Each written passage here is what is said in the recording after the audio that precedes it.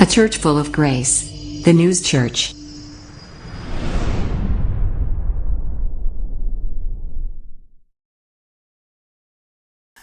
우리는 이 세상에서 다양한 관계를 맺으며 살아갑니다. 사람과의 관계는 주로 어떤 필요나 목적에 의해 시작될 때가 많죠. 상대방과 나 사이에 특정한 연결고리가 없다면 우리는 서로에게 그리 큰 의미를 두지 않을 수도 있습니다. 하지만 조금이라도 어떠한 관련이 생기면 그 관계는 형성이 되기 시작하고 또 더 발전이 되기도 하죠. 그러나 하나님과의 관계는 세상의 그 어떤 관계와도 현저히 다릅니다. 우리는 종종 내가 하나님을 위해 뭔가 열심히 일한다거나 또 교회에서 충성 봉사하면 하나님과 좋은 관계를 맺을 수 있다. 이렇게 오해를 하기도 합니다.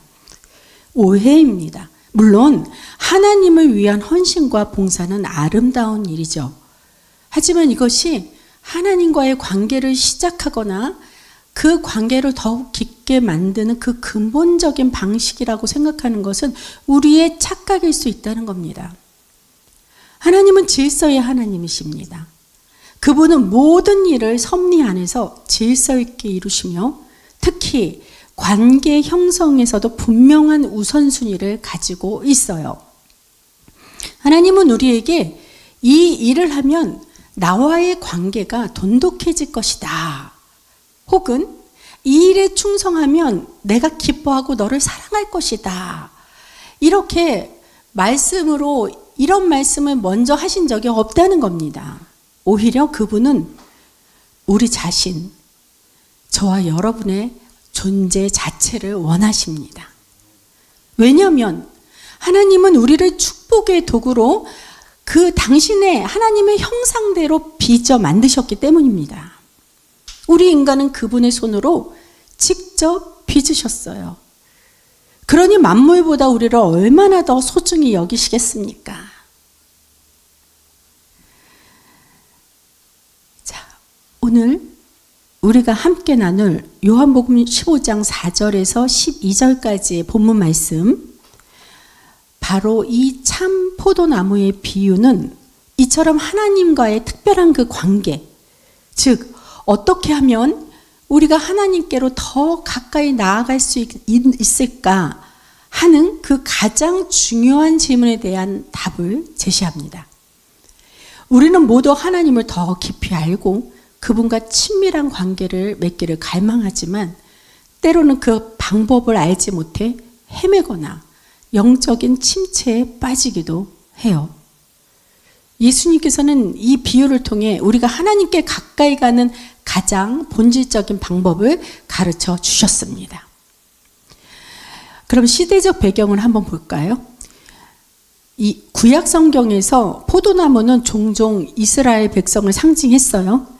하나님은 이스라엘을 당신이 손수 심으신 귀한 포도나무로 여기시고 그들이 풍성한 열매를 맺어 당신께 영광 돌리기를 기대하셨습니다. 시편 80편이나 이사야서 5장을 보면 그 내용이 이렇게 나와 있어요.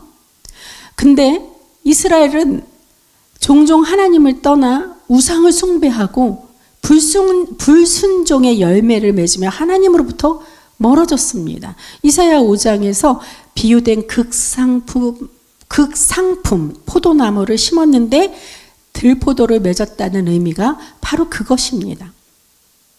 그들은 하나님께 가까이 가는 길을 잃어버렸어요.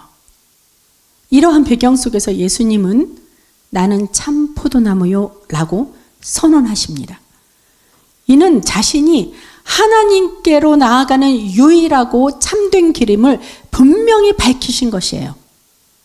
이제는 혈통이나 율법의 행위가 아니라 오직 예수님을 통해서만 우리가 하나님 아버지와 올바른 관계를 맺고 그분께 가까이 갈 수 있음을 가르쳐 주신 것이죠. 이러한 모든 예수님의 말씀은 예수님께서 십자가를 지시기 전날 밤 제자들과 마지막 만찬을 나누셨죠. 그 후에 고별 강화 중에 하신 가르침의 말씀입니다. 곧 육체적으로는 제자들을 떠나실 예수님께서 그들이 당신 없이 홀로 남겨질 때도 하나님과의 그 깊은 관계를 지속하고 믿음 안에서 흔들리지 않기를 간절히 원하셨던 것입니다.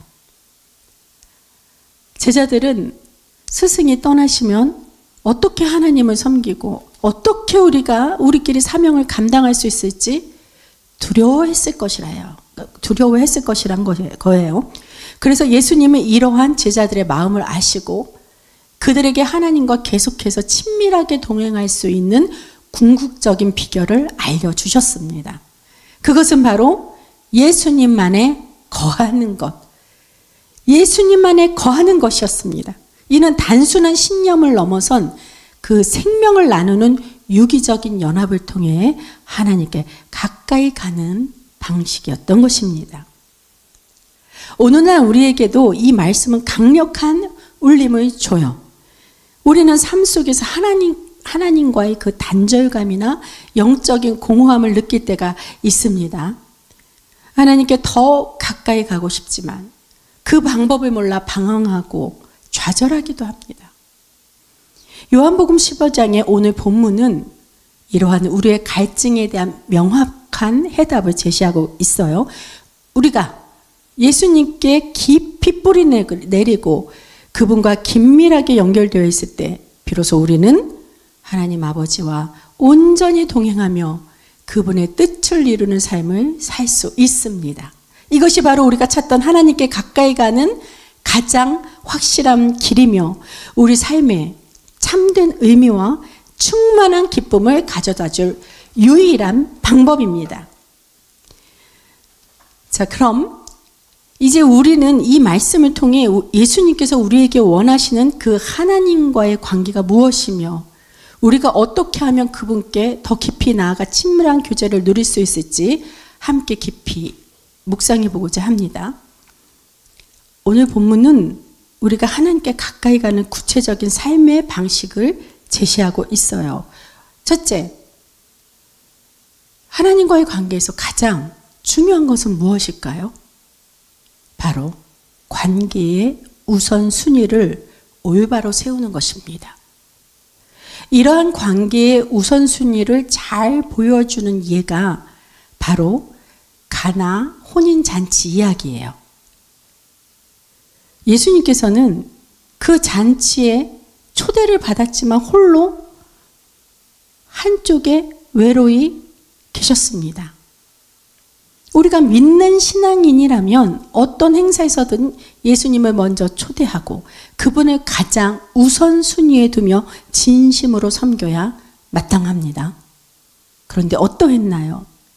그 가난 혼인잔치에서는 잔치의 하객들 모두가 포도주 떨어진 문제에만 당황하고 있었다는 겁니다. 그때 예수님의 어머니 마리아가 예수님께 나와 그 어려움을 호소했어요. 이때 예수님께서 무엇이라고 말씀하셨습니까?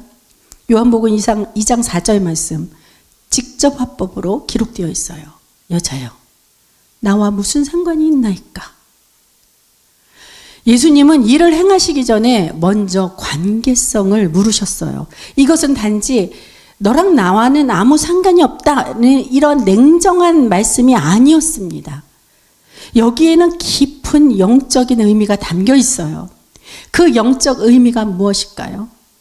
예수님은 십자가에 달려 죽으심으로 말미암아 그 보혈의 피로 우리가 구속함을 받아야지, 그래야만 예수님과 우리가 하나가 되어 하나님의 자녀가 되는 그러한 관계성이 형성이 됩니다. 근데 이때는 아직 예수님께서 십자가 죽으심을 달리시기 이전이었잖아요. 그러니 상관이 없다는 얘기였죠. 근데 그럼에도 불구하고 예수님은 그 잔치를 위해 포도주를 만들어 주셨어요. 항아리에 물을 아구까지 채우라 하셨고 그 물은 포도주로 변했습니다. 그런데 하인들이 예수님의 말씀에 순종하여 물을 채웠을 때 그들의 마음속에는 어떤 마음이었을까요? 아마 믿져야 본전? 이러한 마음으로 절박한 심정으로 그렇게 순종했을지도 모르겠습니다. 하지만 예수님께서 원하시는 것은 우리의 절박함 때문에 마지못해 하는 순종이 아니라 그분이 하나님이시기 때문에, 그분이 하나님의 독생자 아들 예수님이시기 때문에 믿음으로 순종하는 것을 원하시는 줄 믿습니다. 그러나 우리가 하나님의 원하심에 온전히 이렇게 미치지 못하더라도 하나님의 계획은, 하나님의 계획하심은 반드시 이루어집니다. 중요한 것은 그 하나님의 역사 안에서 나의 태도와 생각이 내가 받을 그 복과 은혜의 그릇을 결정한다는 것입니다. 여러분은 어떤 그릇으로 은혜를 담고 싶으십니까? 하나님과의 깊은 관계는 바로 믿음의 순종에서 시작됩니다. 자, 그래서 둘째, 예수님 안에 거하라는 생명의 연합이죠. 이것이 하나님께 나아가는 방식 두 번째입니다. 본문 4절에서 6절까지 우리 함께 볼까요? 자, 본문 4절입니다. 내 안에 거하라. 나도 너희 안에 거하리라. 가지가 포도나무에 붙어 있지 아니하면 스스로 열매를 맺을 수 없음같이 너희도 내 안에 있지 아니하면 그러하리라. 나는 포도나무요 너희는 가지라. 그가 내 안에 내가 그 안에 거하면 사람이 열매를 많이 맺나니 나를 떠나서는 너희가 아무것도 할 수 없음이라. 사람이 내 안에 거하지 아니하면 가지처럼 밖에 버려져 마르나니 사람들이 그것을 모아다가 불에 던져 사르느니라. 요한복음 15장은 이 관계성을 더 명확하게 설명합니다. 예수님께서는 포도나무와 가지의 비유를 통해 하나님께 가까이 가는 삶의 핵심 원리를 설명하시고 계시죠. 가지가 포도나무에 붙어야만 생명을 얻고 열매를 맺듯이 우리도 예수님 안에 거해야 합니다. 여기서 거하다는 말은 단순히 그 공간적인 개념에서 머무는 것을 넘어서 예수님과 끊임없이 연결되어 생명력을 공급받는 유기적인 연합을 의미한다는 거예요. 우리의 존재와 능력이 모두 예수님으로부터 온다는 것을 인정하는 것입니다. 인정합니까? 우리가 하나님께 나아가는 방식은 세상 사람들과는 분명히 달라야 합니다. 하나님은 우리의 행위 이전에 우리 자체를 원하십니다. 예수님은 우리에게 어떤 일을 하라고 명령하시지만 사실 우리가 그 일을 온전히 다 하기를 바라시고 기대하면서 우리에게 일을 하라고 명하시는 것이 아닙니다. 궁극적으로 나중에 보면요, 그 일은 예수님이 다 하셔요. 그리고 예수님 당신은 그 일을 당신이 하실 것이라는 것을 분명히 알면서도 우리에게 시키십니다. 예수님 권세라면 그분 안에서는 불가능한 것이 없기에 그분이 다 하실 수 있기 때문입니다. 근데 왜 예수님이 굳이 나에게 이러한 일을 하라고 명하실까요? 그것은 나를 성장시키기 위함입니다. 내가 너를 도우면 너는 모든 것을 할 수 있을 것이다. 빌립보서 4장 13절 말씀이죠. 내게 능력 주시는 자 안에서 내가 모든 것을 할 수 있느니라. 즉 주님과 우리 사이의 연대성, 관계성을 돈독하게 하기 위함입니다. 우리 이런 말을 종종 해요. 나는 부족해서 아무것도 할 수 없어요. 이러한 말을 얼핏 듣기엔 참으로 겸손해 보이지 않습니까? 그러나 이는 내 자신의 그 제한된, 내 자신의 능력이 얼마나 제한되어 있어요. 그런 내 자신의 능력에만 초점을 맞춘 시각에서 비롯된 것이란 말이죠. 그러기에 이거는 진정한 겸손과는 거리가 있습니다. 진정한 겸손은 시편 23편 1절의 말씀, 그 고백처럼 여호와는 나의 목자시니 내게 부족함이 없으리이다, 이렇게 선포하는 거예요. 여호와는 나의 목자시니 내게 부족함이 없으리로다. 아멘. 이는 나의 부족함을 인정하는 것을 넘어선 하나님의 능력과 풍성하심을 신뢰하는 그 믿음을 바탕으로 하는 것입니다.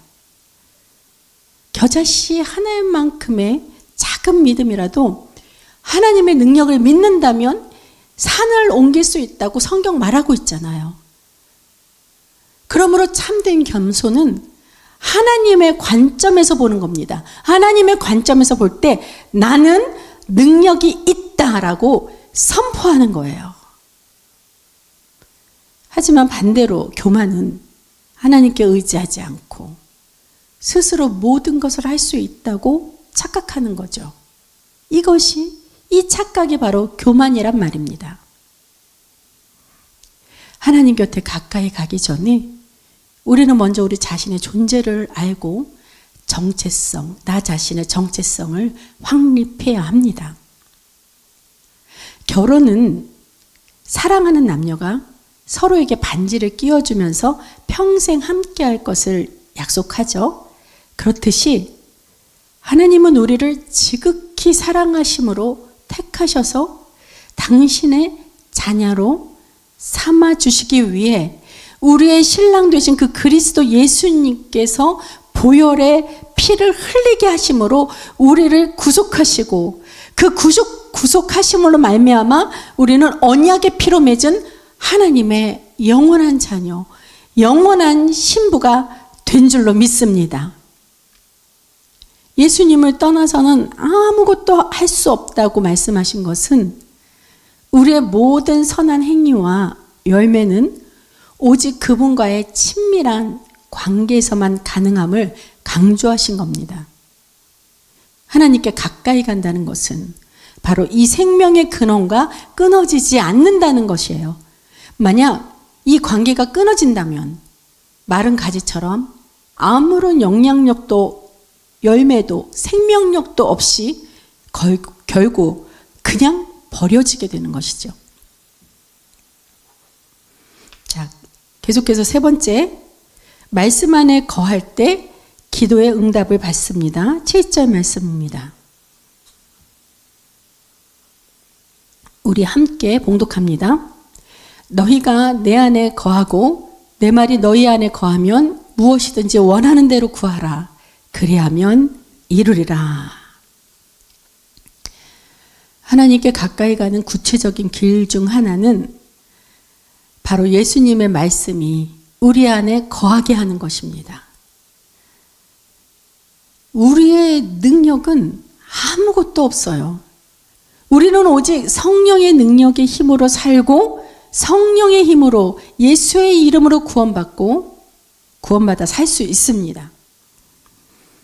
나의 능력으로 최대한 노력을 하다 안 되는 부분, 그 모자라는 부분을 주님이 채워주시는 거라고 우리가 생각할 수도 있어요. 그러나 그게 아닙니다. 자, 자석 있잖아요. 자석. 우리 초등학교 때, 저는 국민학교 때 철가루가 이렇게 있어서 자석이 있으면은 그냥 철가루가 자석에 그냥 스르륵 툭 붙어요. 이 원리를 보면 자석이 철가루 전부를 그 자석의 능력으로 끌어당기는 거잖아요. 철가루 그 자체는 아무런 힘도 능력도 없다는 거예요. 그리고 자석이 순수한 철가루만 딱 끌어당기고 불순물은 끌어당기지 않아서 여기에 뭐 여러 가지 불순물들, 돌이라든지 뭐 이런 게만 남아있는 게 우리가 그렇게 실험을 통해서 했던 적이 있습니다. 그렇듯이 나 자신도 불순물 없이 순전할 때 성령의 완전하신 능력을 체험할 수 있습니다. 예수 보혈의 피로 씻김 받지 않으면 우리는 결코 순전할 수 없어요. 그래서 매일매일 주 앞에 회개하면서 우리는 항상 거룩함 안에 거해야 합니다. 내가 예수님 안에 거하고 그분의 말씀에 순종하며 살아갈 때 나의 생각과 뜻은 점점 하나님의 뜻과 일치하게 되죠. 때로는 하나님의 성령의 빛이 너무 강하게 비칠 때 우리의 이 연약함으로, 나의 연약함으로 인해 본능적으로 이렇게 눈을 가릴 때가 있어요. 우리가 이제 지금 여름 떼학볕이잖아요. 밖에 햇빛이 쨍쨍 쬐어서 선글라스 끼고 그리고 밖을 나갑니다. 그러다가 어쩌다가 선글라스를 끼고 하늘을, 태양을 향해 보면 눈이 너무 눈부셔서 눈이 시려서 이렇게 가리게 되잖아요. 예, 그것을 비유하는 거와 마찬가지예요. 우리의 영혼이 쇠약하여서 그 성령의 빛을 피하는 것과 마찬가지라는 겁니다. 조금만 버티면 그 빛으로 인해 어둠이 물러날 텐데 그 짧은 순간을 견디지 못한다는 거예요. 야고보서 4장 7절 말씀. 그런즉 너희는 하나님께 복종할지어다. 마귀를 대적하라. 그리하면 너희를 피하리라.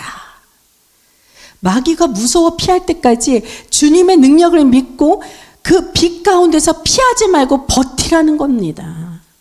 그렇게 예수 이름의 권세를 경험해 보시기를 축원합니다. 우리의 기도가 응답받는 비결은 단순히 무엇이든 구하는 것만이 아니라 하나님의 말씀 안에서 그분의 뜻을 분별하고 그 뜻대로 구하는 것입니다. 우리가 하나님께 가까이 갈수록 우리의 기도는 우리의 욕심이 아니라 하나님의 영광을 위한 기도가 되며 하나님께서는 그런 기도를 기뻐하시고 응답해 주시는 줄로 믿습니다. 자, 계속 네 번째, 열매를 많이 맺는 것. 이것이 하나님께 영광을 돌리는 삶입니다. 8절 같이 합독하실까요? 본문입니다. 8절. 너희가 열매를 많이 맺으면 내 아버지께서 영광을 받으실 것이요 너희는 내 제자가 되리라. 우리가 하나님께 가까이 가는 삶의 증거는 바로 열매입니다. 열매, 삶의 증거. 그래서 갈라디아서 5장 22절에서 23절의 말씀이죠. 오직 성령의 열매는 사랑과 희락과 화평과 오래 참음과 자비와 양성과 충성과 온유와 절제니 이 같은 것을 금지할 법이 없느니라. 예수님 안에 거하고 말씀에 순종하며 살 때 우리는 자연스럽게 성령의 열매와 복음 전도의 열매, 그리고 하나님이 기뻐하시는 선한 행실들을 맺게 된다는 겁니다. 이 열매들을 맺기 위해서 내가 열심을 다해서 열심으로 일을 하거나 노력하거나 이런 것만으로 되는 것이 아니라 우선 하나님의 친밀한 관계에서 흘러나오는 이 자연스러운 열매라는 거예요. 자연스러운 그 열매의 결과가 나타나는 것입니다. 그리고 우리가 이러한 열매를 많이 맺을 때 우리는 예수님의 참된 제자임을 세상에 드러내고 무엇보다 하나님 아버지께서 영광을 받으실 줄로 믿습니다. 우리의 삶을 통해 하나님의 선하심과 능력이 세상에 나타나기 때문이죠. 열매 맺는 삶이야말로 하나님께 가장 가까이 다가가 그분을 기쁘시게 하는 삶입니다. 이러한 복된 삶을 사는 저와 여러분이 되길 축원합니다. 다섯째, 9절에서 10절 말씀이죠. 예수님의 사랑 안에 거하는 것. 그것이 하나님께 가까이 가는 방식입니다. 9절부터 10절까지 봉독하겠습니다. 아버지께서 나를 사랑하신 것 같이 나도 너희를 사랑하였으니 나의 사랑 안에 거하라. 내가 아버지의 계명을 지켜 그의 사랑 안에 거하는 것 같이 너희도 내 계명을 지키면 내 사랑 안에 거하리라. 하나님께 가장 가까이 간다는 그 본질적인 방식은 바로 사랑 안에 거하는 것입니다. 예수님은 아버지의 계명을 지킴으로 그분의 사랑 안에 거하셨어요. 우리 또한 예수님의 계명, 특히 서로 사랑하라는 그 계명을 지킴으로 예수님의 사랑 안에 거할 수 있습니다. 하나님의 사랑은 단순히 받는 것에 그치지 않고 그 사랑을 이웃에게 흘려보내는 거예요. 그 사랑을 흘려보냄으로써 그것이 바로 하나님의 말씀에 순종적인 삶을 살게 된다는 것입니다. 그 순종적인 삶을 통해서 그 사랑이 더욱 깊어지는 것을 체험할 수 있어요. 우리가 서로 사랑하고 용서하며 서로 섬길 때 우리는 예수님의 마음을 닮아가고 그분을 통해 하나님 아버지 사랑에 더욱 깊이 잠기게 됩니다. 그러면 그 사랑 안에서 우리는 하나님과 가장 밀접하게 연결되는 줄로 믿습니다.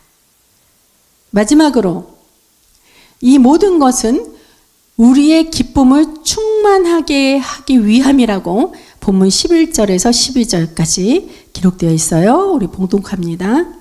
내가 이것을 너희에게 이름은 내 기쁨이 너희 안에 있어 너희 기쁨을 충만하게 하려 함이라. 내 계명은 곧 내가 너희를 사랑한 것 같이 너희도 서로 사랑하라 하는 이것이니라. 예수님께서 이 모든 말씀을 주신 궁극적인 목적은 바로 우리의 기쁨을 충만하게 하려 하심입니다. 하나님은 결국은 예수님 독생자 아들 예수님을 보내셔서 그 십자가에 달려 돌아가게 하심으로 말미암은 그 이유는 결국 우리를 구속하기 위해서, 우리를 위해서, 그리고 그분과 우리를 가까이 하게 원하신 건 결국 우리의 기쁨을 충만하게 하려 하신다는 거예요. 우리는 하나님을 기쁘게 하기 위해서 내가 하나님을 위해 무엇을 노력할까? 내가 하나님을 위해 어떻게 할까? 이 고민은 있지만 사실 하나님은 우리를 그저 사람이 부려먹는 그러한 노예로 삼지 않으셨다는 겁니다. 출애굽에 보면 얼마나 그 이스라엘 백성들이 노예로 종으로 살아가면서 그 고통을 받습니까? 그러나 하나님은 자녀로 삼아주셔서 그냥 하나님 안에 아주 깊게 가까이 밀접한 관계를 맺게 해주시는 그 하나님의 마음은 우리의 기쁨을 충만하게 하려 하신다는 그러한 아버지의 마음을 믿고 아버지에게 항상 감사하며 영광 돌리시기 바랍니다. 이 세상 살아가면서 특히 점점 보면 우리가 기뻐할 일이 뭐가 있겠습니까? 요즘은 이혼율도 점점 가면서 높아지고 자녀들도 이제 조금만 이제 나이 먹고 10대 1자 앞에 두 자리 숫자 나이만 되면 그냥 부모하고 그냥 떨어져서 자신의 세계를 원하면서 떠나고 또 사회나 이 나라 사실 보면 기뻐할 것이 없습니다. 그러나 그런 환경과 조건과 모든 상황들 다 상관하지 않고 우리는 그저 그리스도 예수님 하나만으로 기뻐할 수 있다는 것입니다. 할렐루야. 예수님께 하나님께 가까이 가는 삶, 즉 예수님 안에 거하고 말씀에 순종하며 사랑의 열매를 맺는 삶은 우리에게 참된 기쁨을 가져다 준다는 것입니다. 이 기쁨은 세상적인 그 즐거움과 전혀 차원이 다르죠. 이 기쁨은요, 아까도 말씀드린 대로 환경이나 또 내가 많이 갖고 적게 갖고 이러한 소유에 흔들리지 않는 하나님 안에서 오는 영원하고 충만한 기쁨입니다. 그리고 이 기쁨은 다시금 우리가 서로 사랑하라는 예수님의 계명을 실천하게 하는 그 원동력이 되게 하죠. 여러분 누구를 미워해 보신 적 있습니까? 저도 고백하건대 오랜 시간 동안 상당히 미워했던 사람이 있었습니다. 그때 그 사람을 미워하면서 그 미워했던 그 대상자, 상대방이 죽는 게 아니라 내가 내 자신이, 내 영혼이 죽어요. 도대체 숨을 못 쉬겠더라고요. 미워하는 마음에. 그러한 경험을 하고 죄는 미워하되 사람은 미워하지 말라. 네, 악한 영은 예수의 이름으로 물리치고 그 사람을 사랑하는 그러한 방법에 대해 끊임없이 주님 앞에 기도하기 시작했습니다. 왜? 내가 살고 싶어서. 내 영혼이 숨막히지 않고 내가 정말로 살아야지 제가 가지고 있는 복음 전파나 찬양을 감당할 수 있지 않겠습니까? 우리가 사랑할 때 기쁨을 경험하고 그 기쁨으로 다시 사랑을 베풀며 하나님께 더욱 가까이 나아가게 되는 그러한 선순환을 이루는 저와 여러분 되길 축복합니다. 그러기에 오늘 그분 안에 거하며 우리 함께 하나님께 나아가기를 소망합니다. 여러분, 오늘 우리는 요한복음 15장 말씀을 통해 하나님께 가까이 가는 방식, 삶의 비밀을 배웠습니다. 포도나무는 성경에서 풍요와 생명을 상징하고 있어요. 영원한 생명 가운데 풍요하게 살아갈 수 있는 방법은 바로 참 포도나무이신 예수님 안에 거하는 것입니다. 가지가 포도나무에 붙어 있어야 생명을 얻듯이 우리는 예수님과 끊어지지 않는 그 연합을 통해 하나님께 나아갈 수 있습니다. 하나님과의 관계는 우리의 행위나 공로로 맺어지는 것이 아니라 그분이 십자가 보혈로 죽기까지 나를 먼저 사랑하시고 택하셨기에 가능하다는 것을 꼭 기억하시기 바랍니다. 내가 그분 안에 거하고 그분의 말씀을 내 안에 품으며 순전한 마음으로 그분을 의지할 때 비로소 참된 열매를 맺을 수 있습니다. 말씀을 읽을 때 이 말씀을 다 이해하지 않아도 좋습니다. 왜? 하나님께서는 이 말씀을 우리에게 너가 말씀을 읽을 때 다 이해하면서 읽어라 하고 그렇게 명하시질 않으셨어요. 그저 하나님 말씀을 접해라, 가까이 해라, 성경을 읽어라, 이러한 그 성령님의 말씀에 순종하시기 원합니다. 왜 그런 줄 아십니까? 우리가 이 말씀은 우리가 지식적으로 이해해야 하는 그러한 글이 아니에요. 그러한 지식이 아니에요. 말씀은 선포입니다. 나는 몰라도 말씀을 선포하기만 하면 하나님의 능력과 예수의 권세로 말미암아 하나님의 역사하심을 이루시는 것입니다. 근데 하나님의 역사하심을 내가 일일이 다 이해하고 내가 일일이 다 알 필요는 없다는 거죠. 우리가 어떻게 하나님의 계획하심과 모든 광대하심을 알 수 있겠습니까? 그러므로 성경 말씀은 지식적으로 이해하려고 하지 말고 선포하십시오. 선포하심으로 말미암아 내가 이해가 안 되는 것이라도 이해가 안 되면 안 될수록 그럼 입으로 크게 외치면서 입으로 성경을 읽으십시오. 그것이 곧 예수의 권세로 말미암아 선포가 되는 줄로 믿습니다. 내가 그분 안에 거하고 그분의 말씀이 내 안에 품으며 순전한 마음으로 그 말씀을 믿을 때 예수님 안에 거한다는 것은 나의 삶의 매 순간순간마다 그분을 의지하고 그분의 말씀에 순종하며 그분의 사랑을 실천하는 것을 의미하고 있습니다. 그럴 때 나의 기도가 응답받고 나의 삶은 풍성한 열매를 맺어 하나님 아버지께 영광을 돌리게 되며 궁극적으로 예수님 안에서 충만한 기쁨을 누리게 될 것입니다. 오늘 이 말씀을 통해 우리가 하나님께 나아가는 진정한 방식을 깨닫고 더욱 깊은 관계 속으로 들어가서 주님을 진정한 심령으로 찬양하며 영광된 삶의 열매를 맺으면서 살아가는 저와 여러분 복된 삶이 되시길 그리스도 예수님 이름으로 축원합니다. 우리 함께 기도하겠습니다.